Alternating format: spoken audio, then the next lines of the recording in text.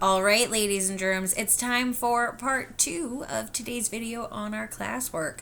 So, in part one, I went over the first three quotes that you guys were working with, and for this second part of the video, I'm going to go over the different quotes that you could go for.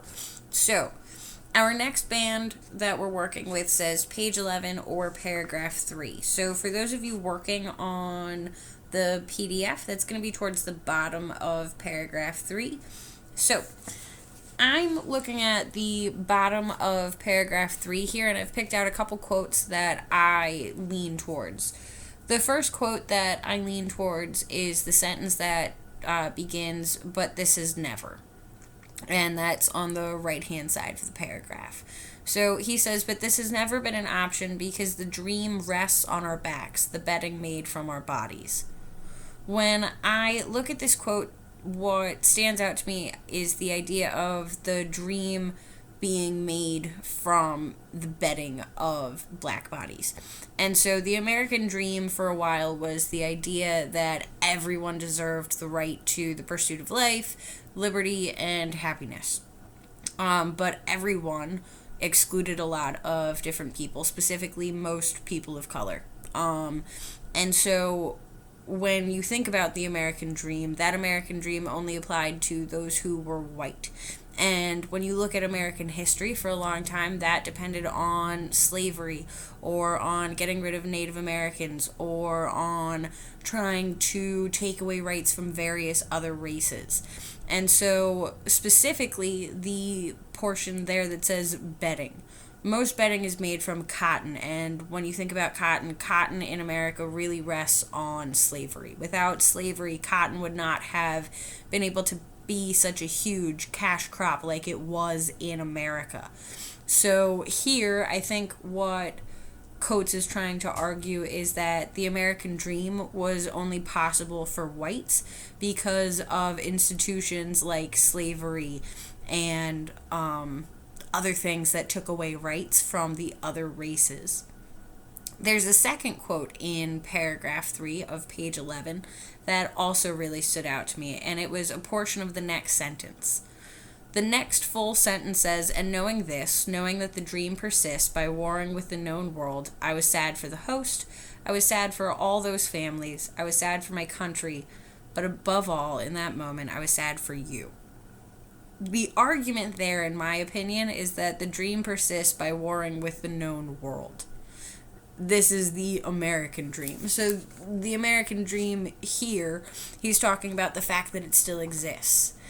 And the fact that it still exists is warring with the known world because the American dream isn't available to everyone. The American dream is that everyone is supposed to have these opportunities. Everyone is supposed to be able to build themselves up. Everyone is supposed to be able to rise from one class to the next, or various other things. And the American dream is not open to all.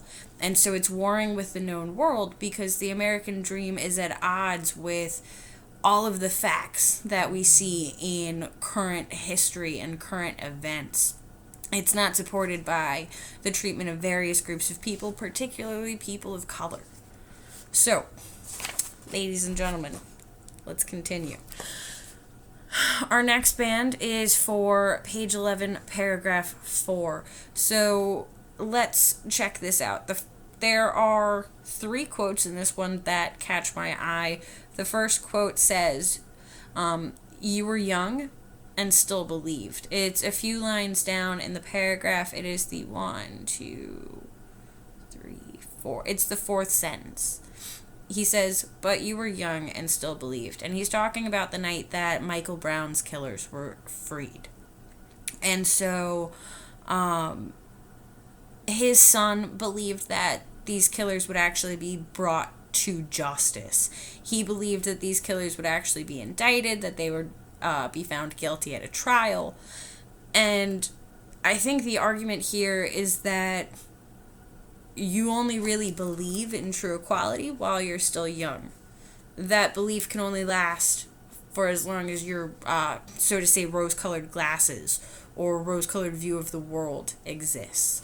Generally speaking, as a child, you still see magic in the world, you still have all this hope for the future, and quite often you'll notice that people, the older they get, they tend to lose that magic that they see in the world. They tend to stop seeing only the good and start to notice more and more of the bad. So I think one of the things he's arguing is that hope really only exists among the young because you don't know what is happening in the world yet. So that's the first quote you could go with. You could also go with, in my personal opinion, the second quote, which comes more towards the bottom of the paragraph. So that was the fourth sentence. So now we're in sentence 6. Sentence 6. The full sentence says, I came in 5 minutes after you, and I didn't hug you, and I didn't comfort you, because I thought it would be wrong to comfort you. I did not tell you that it would be okay, because I have never believed it would be okay. So it's sentence 6 and sentence 7. I wouldn't necessarily go with the whole thing. I would go with the parts that say, I didn't comfort you because I thought it would be wrong to comfort you. I have never believed it would be okay. Here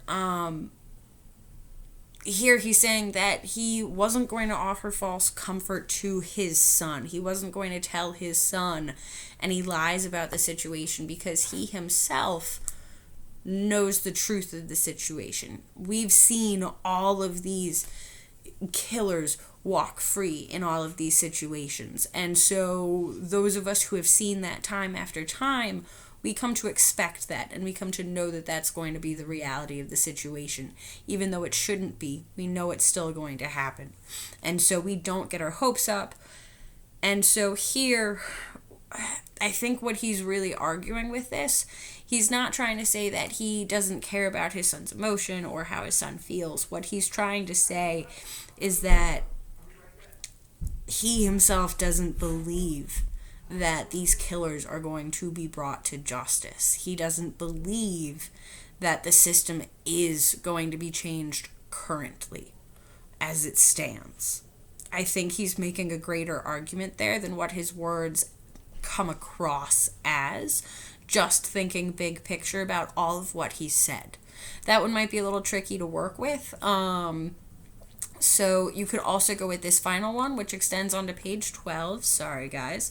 It's in the very next sentence. It's the part after the colon. This is your country. This is your top of 12, your world, and that this is your body, and you must find some way to live within all of it. Here. Right? Think about what he's saying. Think about what wisdom he's trying to impart to his son. It's the same wisdom that his parents tried to impart to him that he understood. Right? I'm going to repeat it. He tells his son, this is your country. This is your world. This is your body. And you must find some way to live within all of it. I'm not going to tell you guys my thoughts here, but I am going to tell you guys that I think he is presenting part of his argument here. So, I'm going to move on to page 12, paragraph 5. Here, there are 2 quotes that really stand out to me. I'm going to go over both of those. I didn't go over all 3 for that last one just because there were 3 that stood out to me, and I'm only going to go over 2 for each one. So, final paragraph, we got this, we can do it. So, the first quote that stands out to me is a little bit more than halfway through the paragraph. The sentence begins, it is a profound question, but I'm going to start after the comma in that sentence, after he says God's handiwork. So, he says, the black body is the clearest evidence that America is the work of men. He's arguing here that America is not built in God's handiwork, kind of like it assumes itself to be, but it is the work of men, and the black body is the clearest evidence of that. He's talking about slavery, and he's talking about how slavery is what built America. If you think about all of the things that helped America kick off as a country in its early years, and what helped make it a powerhouse among other countries, we couldn't have done that without slavery. And so black bodies are what built America. America was built by men, and it was very clearly built by a specific group of people that are not given the credit that they should have been. So, yeah, no, history, man, it's rough, it's deep, and it's important to not shy away from certain topics. I'm going to try not to. If you guys have questions about things and want more specific answers, let me know. But so we have one more quote to look at, and then this video is over. So, ladies and gentlemen, the final quote that stands out to me is the second to last sentence of the paragraph. He says, "The question is unanswerable, which is not to say futile." Futile means something that's done in vain, or something that's not really going to be accomplished, right? It's something that you do with no end, or to no end, right? Also to no gain. So even though the question is unanswerable, even though there's no clear answer to how to fix the problem that we are facing in America, it's not futile. It's not done in vain. It's something that is important and something that needs to be done and needs to be addressed and needs to be fixed.